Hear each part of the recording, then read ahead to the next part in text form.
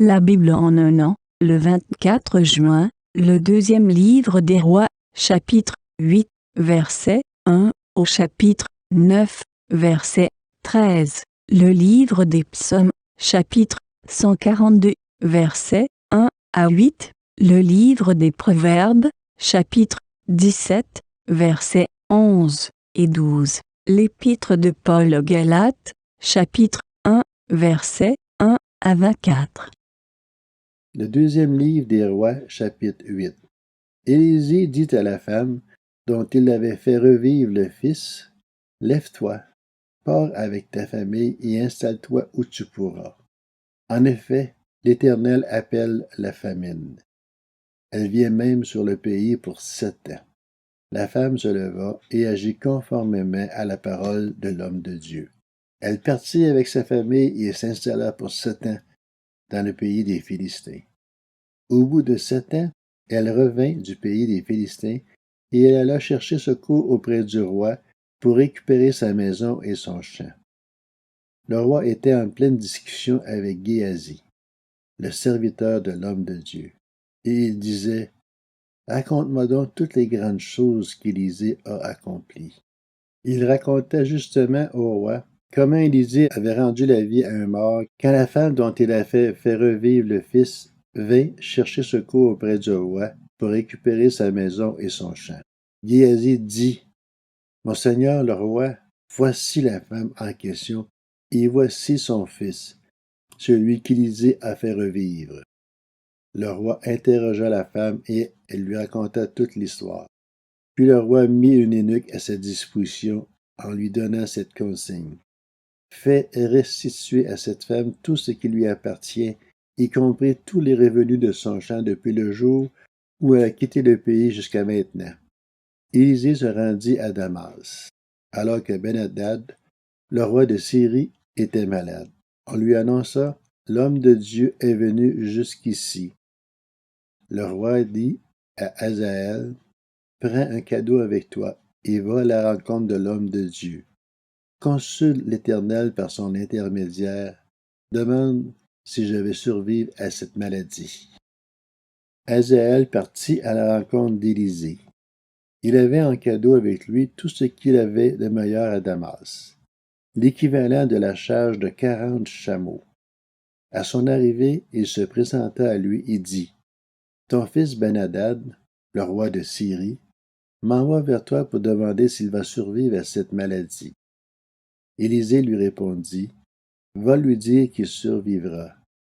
Toutefois, l'Éternel m'a révélé qu'il mourra. » L'homme de Dieu fixa Hazaël du regard avec insistance, puis il pleura. Hazaël demanda, « Pourquoi mon Seigneur pleure-t-il? » Élisée répondit, « Parce que je sais le mal que tu vas faire aux Israélites.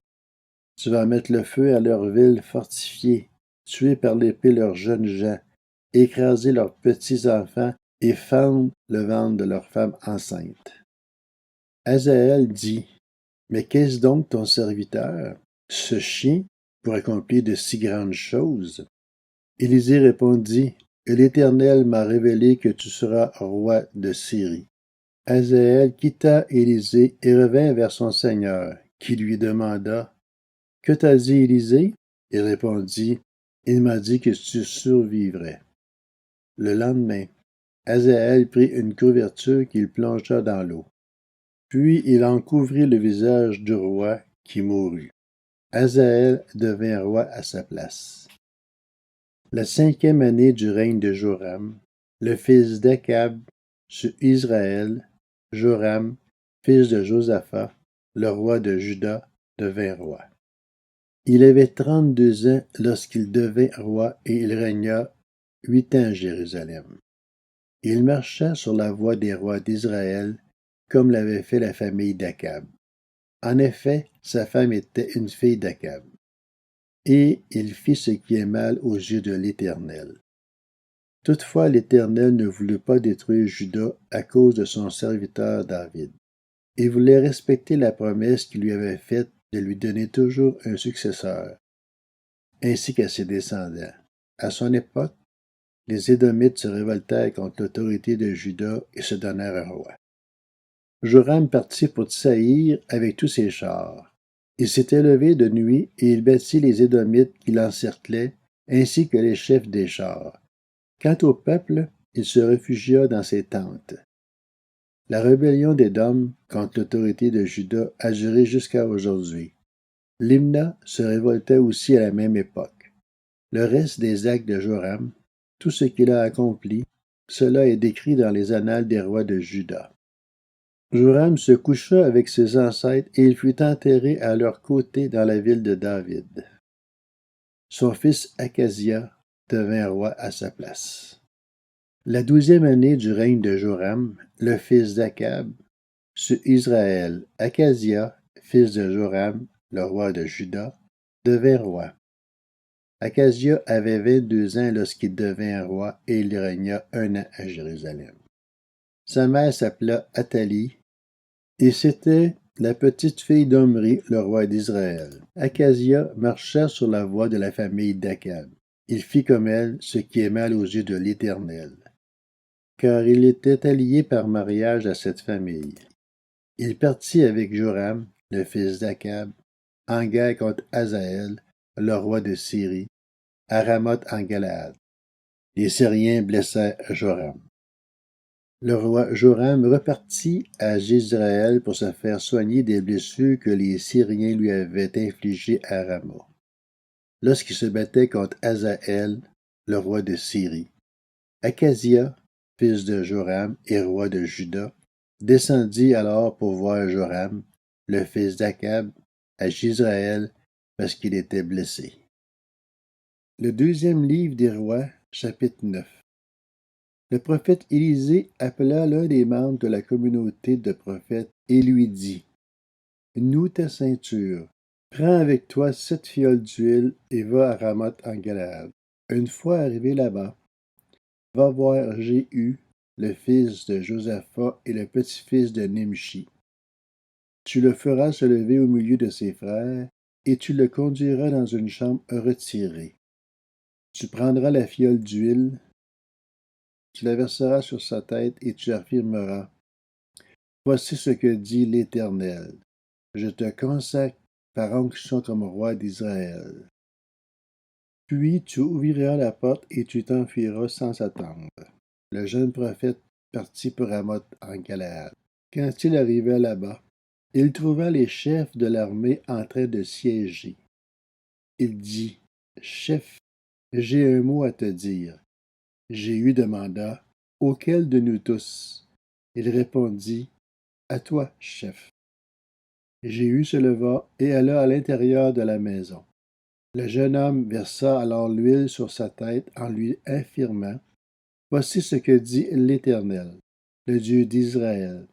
Je te consacre par onction comme roi d'Israël, du peuple de l'Éternel. Tu frapperas la famille de ton seigneur, Akab, et je vengerai sur Jézabel l'assassinat de mes serviteurs les prophètes et celui de tous les serviteurs de l'Éternel. Toute la famille d'Akab va disparaître. Je vais exterminer tout homme qui appartient à Akab, qu'il soit esclave ou libre en Israël. Je vais rendre la famille d'Akab pareille à celle de Jéroboam, fils de Nébat, et à celle de Baïcha, fils d'Akija. Les chiens mangeront Jézabel dans le champ de Jizraël, et il n'y aura personne pour l'enterrer. Puis le jeune homme ouvrit la porte et s'enfuit. Lorsque Jéhu sortit pour rejoindre les serviteurs de son Seigneur, on lui dit: Est-ce que tout va bien? Pourquoi ce fou est-il venu vers toi? Jéhu leur répondit: Vous connaissez bien l'homme et ce qu'il peut dire. Mais ils répliquèrent: C'est faux. Raconte-nous donc ce qui s'est passé. Il répondit: Il m'a parlé de telle et telle manière en affirmant: Voici ce que dit l'Éternel, je te consacre par onction comme roi d'Israël. Chacun prit immédiatement ses habits et les mit sur Jéhu en haut des marches. Ils sonnèrent de la trompette et dirent: C'est Jéhu qui est roi.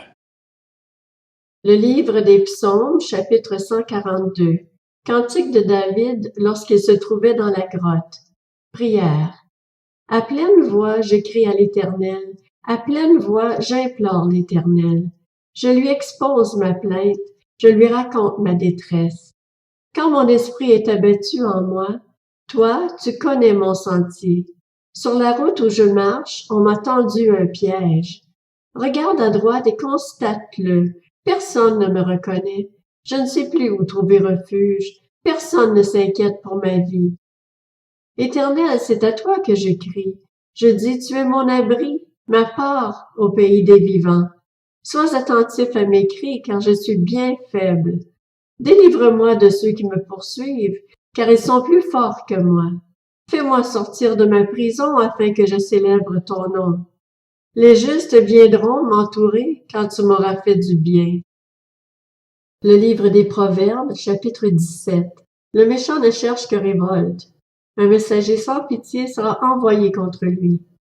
Il vaut mieux rencontrer une ours privée de ses petits qu'un homme stupide dans sa folie.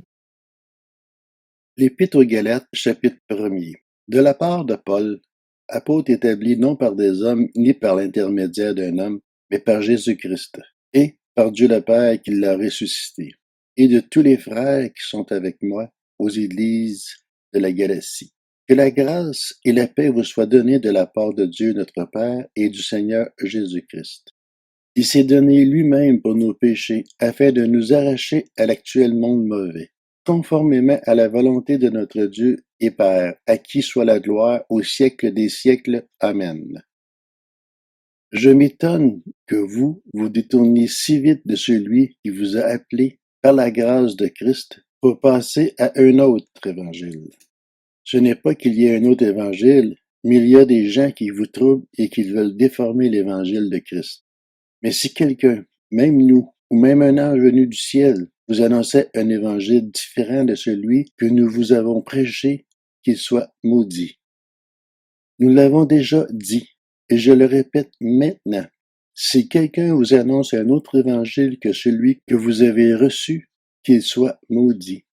Maintenant, est-ce la faveur des hommes que je recherche ou celle de Dieu? Est-ce que je cherche à plaire aux hommes? Si je plaisais encore aux hommes, je ne serais pas serviteur de Christ. Je vous le déclare, frères et sœurs. L'évangile que j'ai annoncé ne vient pas de l'homme. En effet, je ne l'ai moi-même ni reçu ni appris d'un homme, mais par une révélation de Jésus-Christ. Vous avez d'ailleurs entendu parler de mon comportement autrefois dans le judaïsme. Je persécutais à outrance l'Église de Dieu. Je cherchais à la détruire, et j'étais plus avancé dans le judaïsme que beaucoup de ceux de mon âge parmi mon peuple, car j'étais animé d'un zèle excessif pour les traditions de mes ancêtres. Mais Dieu m'avait mis à part dès le ventre de ma mère et m'a appelé par sa grâce. Lorsqu'il a trouvé bon de révéler son Fils en moi, afin que je l'annonce parmi les non-juifs, je n'ai consulté personne. Je ne suis même pas monté à Jérusalem vers ceux qui étaient apôtres avant moi, mais je suis aussitôt parti pour l'Arabie. Puis je suis retourné à Damas. 3 ans plus tard, je suis monté à Jérusalem pour faire la connaissance de Pierre, et je suis resté 15 jours chez lui. Mais je n'ai vu aucun autre apôtre, si ce n'est Jacques, le frère du Seigneur. En vous écrivant cela, je l'affirme devant Dieu, je ne mens pas. Je suis allé ensuite dans les régions de la Syrie et de la Cilicie. Or, mon visage était inconnu des églises de Judée qui sont en Christ. Elles avaient seulement entendu dire « Celui qui nous persécutait auparavant annonçait maintenant la foi qu'il s'efforçait alors de détruire, et elles rendaient gloire à Dieu à cause de moi. »